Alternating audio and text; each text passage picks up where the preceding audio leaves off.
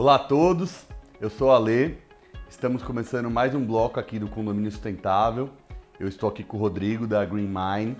Nós já fizemos um outro bloco falando sobre logística reversa, política nacional de resíduos sólidos e agora a gente vai dar continuidade. Não esqueça, se inscreva aí no canal, escreva aqui no sininho, né, aqui abaixo e fique sempre por dentro das novidades dos programas, tá bom? Bom, Rodrigo, vamos voltar no assunto, né, de logística reversa, sustentabilidade, condomínios. Tivemos várias soluções, né, ao longo desses anos que foram criadas. Uma das soluções foram as tais das certificações, né, dos créditos de logística reversa. E isso realmente foi uma novidade, foi uma solução bacana, mas também tem alguns problemas nisso. Queria que você discorresse um pouco sobre isso. A comprovação ou certificação de logística reversa, né, ela tem os cuidados para atender aqueles 3 pontos que a gente falou bastante no nosso primeiro programa, né? Então, garantir que é pós-consumo, ou seja, ele precisa ter rastreabilidade, garantir que está sendo feito pela indústria, implantado pela indústria fabricante e que é independente do poder público. E aí a gente começa a ter algumas complexidades, porque o que faz parte da coleta seletiva e chega numa cooperativa pago pelo poder público não é logística reversa, né? Salvo se a indústria resolver reembolsar o município daquele custo. Porque quem paga o custo da logística reversa são os munícipes através dos impostos. Perfeito. Então, isso não pode ser atribuído diretamente a uma indústria que tem responsabilidade de executar e implementar logística reversa sem que ele reembolse o município. Até hoje a gente não tem casos de reembolso ainda no Brasil, mas isso é possível sim ser institucionalizado. E foi até aprovado agora, né, pela ANA, né? Talvez essa taxação, né, que os municípios podem taxar os municípios sobre essa cobrança, né, de resíduos. O que tem da ANA, na verdade, é a responsabilização sobre a individualidade dos custos, né? Tá. Então, o que acontece? Resíduos sólidos custa, assim como a energia, como a água, como o gás, né? Agora, a gente tem conta de gás, tem conta de água e tem conta de energia, né? Se não tem individualizada, tem no condomínio, né? Agora, e a conta de lixo? Exatamente. Quem que paga? E se eu separo reciclagem e compostagem, né? Eu não gero resíduo praticamente. Por que eu tenho que pagar igual todo mundo? Exatamente. Porque não tem uma proporcionalidade. E aí começa a vir as grandes contas. Por que o restaurante está na coleta domiciliar, né, sendo que ele é um negócio, é um business, né? Ele gera receita, né? E aí ele não tem o custo de resíduo, ele que gera, exemplo, 30 sacos, eu na minha casa gero um saco, né, e é proporcionalmente igual o pagamento. Então o marco de saneamento, na verdade, ele traz essa obrigação agora dos prefeitos colocarem que todo mundo vai ter que pagar. Então os condomínios vão ter que pagar, as casas vão ter que pagar, os restaurantes vão ter que pagar, né? Isso tem que ser implementado em 1 ano, né? E já deveria ter sido implementado, porque isso já está também na política de saneamento de 2007, ou seja, antes da Política Nacional de Resíduos Sólidos, já tem essa obrigação de atingir a sustentabilidade econômica na gestão de resíduos sólidos através da cobrança de taxas ou tarifas. Agora, ele virou marco de saneamento, então tem que acontecer. Sim. E isso deve vir nos próximos anos aí que os prefeitos vão criar as suas formas. Para o síndico, né, é bem parecido com a medição individualizada de água, né? Então, cada apartamento tem que pagar o proporcional ao que está, né, consumindo. E a mesma coisa que o Rodrigo está trazendo. Se seu condomínio tem 200 apartamentos, ele vai ter que pagar proporcionalmente a quantidade de resíduo que ele está gerando. O de 100 apartamentos gera metade do que você na teoria. E hoje em dia isso não acontece, né? Os condomínios eles geram quanto eles quiserem de resíduos e não tem nenhum tipo de taxação. Diferentemente, né, dos grandes geradores, que entram aí condomínios comerciais, entram colégios, comércios, que tem que pagar já, né, por essa coleta, tanto de resíduos recicláveis quanto de não recicláveis. Rodrigo, e vamos voltar aqui um pouco nesse assunto que eu acho super interessante, são os créditos de logística reversa, né? Eu acho que o consumidor deve estar familiarizado com os créditos de carbono, né? Qual é a ligação aí? Crédito de carbono, logística reversa?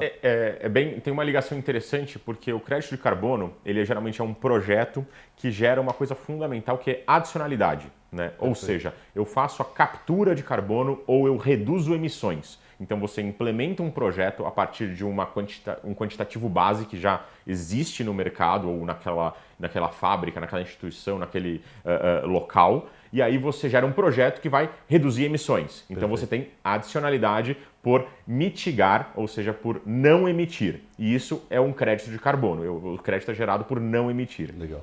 Na logística reversa, o crédito ele deve ser vinculado ao você adicionar, né, recicláveis que não estavam na cadeia anteriormente. Então você trazer mais material para a cadeia de reciclabilidade cumprindo a lei. E aumentando aquela taxa muito pequena de reciclagem, né? Que você falou que é de 2,3%. O total, a gente estima que o de domiciliar, vamos dizer assim, o do pós-consumo, seja pouco acima de 1, na verdade. Então a gente imagina, se o Brasil tem que chegar em 22% no mínimo, né, na logística reversa, então a gente precisa realmente ter muito financiamento do poder privado, que é responsável por implementar a logística reversa, para que esse número seja adicional, que a gente mude esse ponteiro aí de 1 para chegar em 5, 10 e aos poucos chegar nos 22%, né? Mas é cada um fazendo a sua parte. O condômino, o consumidor separando corretamente o material, a indústria colocando a forma mais fácil, mais simples para todo mundo poder se engajar nesse processo e garantindo que tem uma capacidade de produção, uma capacidade de reciclar dentro das usinas. E aí a gente estava comentando sobre um ponto, né, super importante, que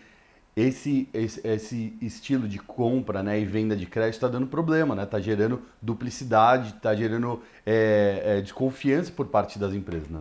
Exatamente, porque o grande questão é o seguinte, nota fiscal não é rastreabilidade, né? Explica um pouco da nota fiscal. Nota fiscal é o que está sendo usado em alguns estados, né, para ser considerado o comprovante de logística reversa. Perfeito. Só que de quem? Então, e esse é o primeiro problema, né? A nota fiscal, você tem lá duas entidades, né, que pode ser uma empresa e um beneficiador, ou um terceirizado, que não é a usina, né? Ou um comércio que vende para outro comércio, né? Isso não é logística reversa. A logística reversa é a cadeia inteira do material. Então você tem várias notas fiscais do mesmo material sendo duplicado. Você não tem o material sendo pesado. Quando o material não é pesado, você não sabe quanto tem, quanto não tem. Você não tem que ter a comprovação que chegou na usina.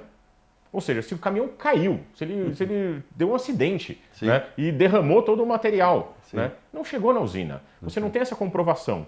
Então, se você não pesa, se você não sabe a origem, ou seja, saiu de uma fábrica, a fábrica doou, fez um benefício para, por exemplo, uma cooperativa, a cooperativa vendeu esse material para uma usina, isso não é logística reversa também, né? Então, tem várias coisas que não são logística reversa que estão embutidas nessas monte de notas fiscais que estados colocaram como uma forma de poder comprovar. Lembrando que a lei é federal, né? O que os estados estão criando são regras, não são leis, são regras estaduais para, por exemplo, garantir uma renovação de licença de operação. É uma regra, não é uma lei, né? É uma regra que os institutos ambientais colocam para tentar melhorar a logística reversa. O intuito é interessante. A questão é o seguinte, o como fazer, né, ele tem que ser fiscalizado corretamente. Então, se é uma obrigação da indústria, não é a indústria que fiscaliza. Né? Tem que ter uma entidade reguladora que fiscaliza esse processo para ver se está acontecendo ou não. Entidade governamental, né? Exato, porque não é papel de pão, logística reversa. Logística reversa é suado, logística reversa é de verdade. E a nota fiscal está virando o atalho. Exatamente. Né? E o ponto é, logística reversa não tem atalho. Não tem mágica, né?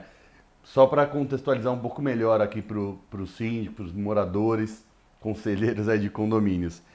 Quando o reciclável do seu condomínio é coletado, normalmente ele vai para uma central de triagem que é operacionalizada pelas cooperativas, né? Então lá eles vão separar plástico, papel, vidro, metais, e aí depois eles vão vender esses recicláveis. Aí, por exemplo, eles vão vender uns fardos prensados de garrafa PET. Nessa nota fiscal que eles estão vendendo para o reciclador, é isso que o Rodrigo está comentando, né? Que agora vende-se essa nota de uma maneira virtual e aí compensa o impacto, né, das empresas de gerar as embalagens.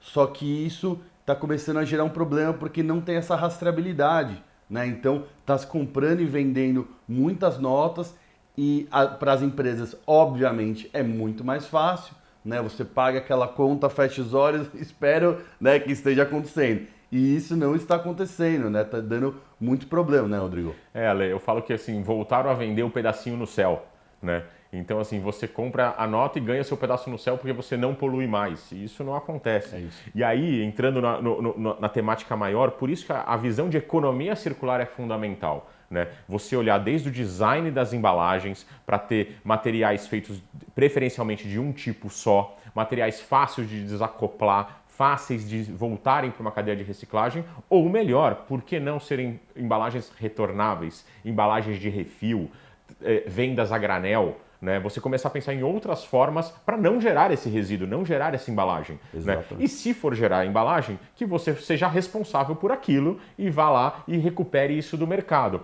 Ah, eu não quero recuperar. Compre e garanta que alguém está fazendo isso de verdade e não de mentira. Exatamente. Né? Então, exatamente. assim, não adianta, por exemplo, eu, na minha empresa, chamar uma auditoria, né? Porque a auditoria vai auditar o quê? O que eu pedi. Exato. Né? Então eu quero que você audite se minha camisa é branca. Olha, ganhei aqui o selo da auditoria porque minha camisa é branca. Perfeito, Ou que o meu processo de amarrar tênis é feito com 2 nós. Ah não, teu processo de amarrar tênis é com 2 nós. Olha, tá aqui, a minha logística reversa é certa porque eu amarro o tênis certo. Exato. É isso que eu estou querendo dizer. É isso. Então assim, o complexo é, se você não tem a garantia do que está na regulação, ou seja, você garante que é pós-consumo, você garante que chegou na usina, todos os materiais, né? Não é fazer uma amostragem, Isso. né? Por isso que a parte de tecnologia é muito boa para isso e vem para ajudar. Para interligar toda a cadeia, né? Toda a cadeia. E aqui eu faço uma chamada. Empresas, Ministério do Meio Ambiente, precisa ter uma regulamentação desse tipo.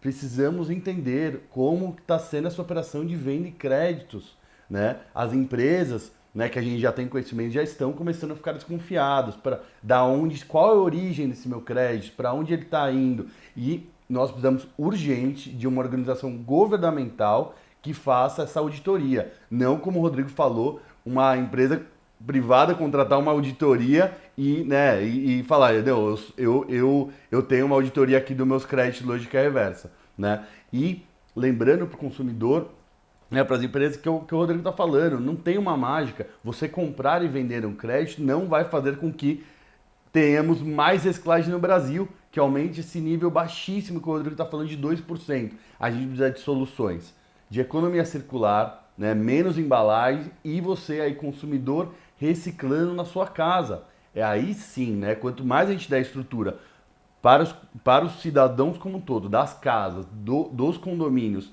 a fazerem a coleta seletiva e tivermos a destinação correta para as cooperativas, aí sim vai mudar com certeza. E uma coisa interessante que a gente comentou nos bastidores é até do vidro, né? Aqui em São Paulo, que acho que é legal a gente fazer esse alerta pro cidadão, pro morador do condomínio, né? Não, sem dúvida, porque eu acho que esse é um fator grande e foi um dos motivos da Green Mind, da nossa empresa, começar com o vidro, inclusive. Né? Porque você que é de São Paulo, que mora num condomínio e que faz a sua parte, que separa corretamente, né? Mesmo assim, o que acontece aqui em São Paulo? Foram criadas em 2014 2 centrais mecanizadas. E essas centrais mecanizadas, elas têm todos os sensores, né, fantásticos de primeiro mundo, né, alemão, francês, de separação dos materiais. Papel branco do pardo, o PET, o PEAD, tudo hiper bem separado. Mas como na época o valor do vidro era muito baixo, foi tomada a decisão de não separar vidro. Ou seja...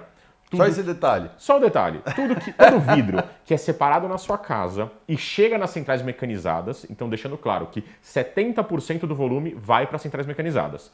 30% vão para 22 ou 23 cooperativas que separam vidro. Mas os 70% do volume vão para as centrais mecanizadas e lá não se separa vidro, pois não tem sensor de vidro. Ou seja, o vidro, que é um cortante abrasivo, passa rasgando as esteiras, né, dessas centrais mecanizadas e cai no chamado rejeito, ou seja, o material que vai parar no aterro sanitário.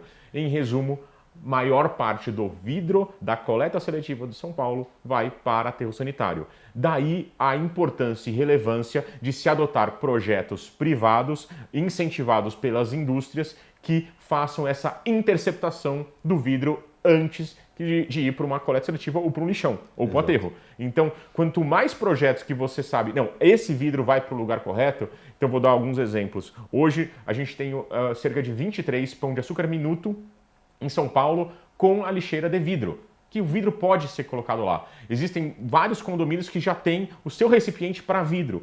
Ali é o local para colocar vidro e não na coleta seletiva, porque você não sabe se esse material vai chegar ou não vai chegar. E mesmo se ele for para a cooperativa, é um material de menor valor, é o material que a gente chama de menos interessante. Gera só pepino, né, para a cooperativa. Gera mais complicações, vamos dizer assim. Bom, o papo tá muito bom, Rodrigo. Cara, queria te agradecer demais. Acho que a gente continuaria falando aqui durante umas 3 horas, que a gente adora o tema. Então eu queria te agradecer muito, volte mais vezes. Eu que agradeço, Ale, muito obrigado pelo convite, agradecer você e agradecer ao seu público também. Bom, gente, estamos finalizando aqui o programa. Não se esqueça, compartilhe esse vídeo, comente, curta. É uma temática super bacana para mostrar aí para seus amigos, seus familiares. Nos vemos no próximo programa. Não se esqueça, sustentabilidade começa em casa.